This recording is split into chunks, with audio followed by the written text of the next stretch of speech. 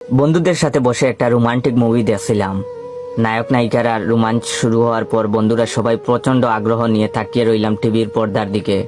ঠিক তখনই আমার বুকের ভিতর থেকে একটা আফসোস, হতাশা দীর্ঘশ্বাস হয়ে বের হয়ে এলো। কি লাভ এই রোমান্টিক মুভি দেখে, আমার তো আর বউ নেই। অতঃপর টিভি বন্ধ করে দিয়ে বসে রইলাম। এরকম একটা রোমান্টিক সিনের সময় টিভি বন্ধ করাতে বন্ধুরা সবাই আমার উপর রেগে গেল, ইচ্ছে মতো গালাগালি শুরু করলো।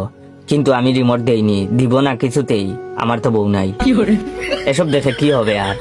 রেগে গিয়ে বন্ধুরা ইচ্ছে মতো মারতে লাগলো। মারছে মারুক, কি হবে, মার খেলে আমার তো আর বউ নেই যে আমি মার খেলে কান্না করে চোখ মুখ ফুলিয়ে ফেলবে।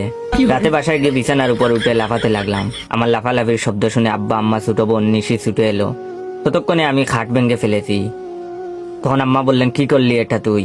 নতুন খাটটা ভেঙে ফেললি, কোন আক্কেলে? তখন আমি বললাম, কি হবে এত বড় খাট দিয়ে, আমার তো আর বউ নেই। তখন আব্বা বললেন, হারামজাদা, জুতা পিটা করে আমি তোরে মেরেই ফেলবো। তুই আমার নতুন কেনা খাট ভেঙে ফেললি, আবার বউয়ের কথা বলিস। তখন আমি বললাম, মেরে ফেলেন আব্বা, বেঁচে থেকে কি লাভ, আমার তো আর বউ নাই। রাগে গজ গজ করতে করতে আব্বা রুম থেকে বের হয়ে গেল। আম্মা এসে আমার কানের উপর একটা চড় মারলেন। মুহূর্তেই আমার কানের ভিতরে অসংখ্য জিজি পোকার সঙ্গীত শুরু হয়ে গেল। তাতে কি, আমার তো আর বউ নাই।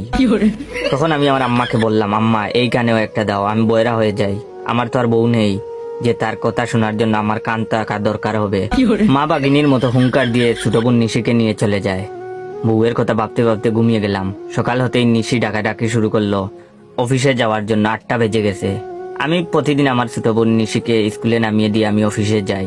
তো আজকে আমি আমার ছোট বোন নিশিকে বললাম, নিশি আজকে তুই একা একা যাস স্কুলে, আমি আর অফিসে যাব না, মেইল করে রিজাইন দিয়ে দিব।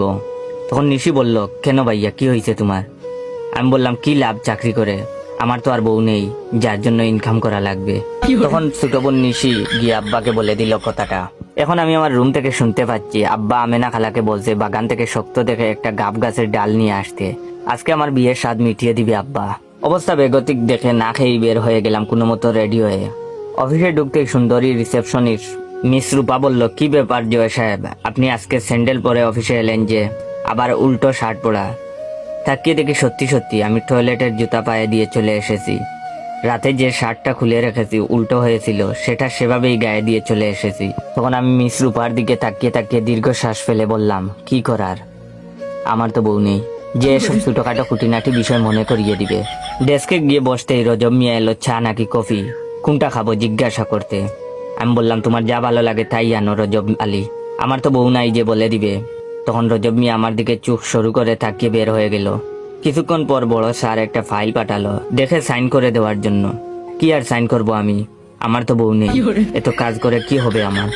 এটা হচ্ছে ভিডিওর প্রথম পার্ট। দ্বিতীয় পার্ট চাইলে আপনার 15 জন বন্ধুকে শেয়ার করে দিবেন। আর এই ভিডিওতে 20,000 লাইক না হলে আমি দ্বিতীয় পার্ট দিব না। তখন বলবো দ্বিতীয় পার্ট দিয়ে কি হবে, আমার তো বউ নাই। ধন্যবাদ।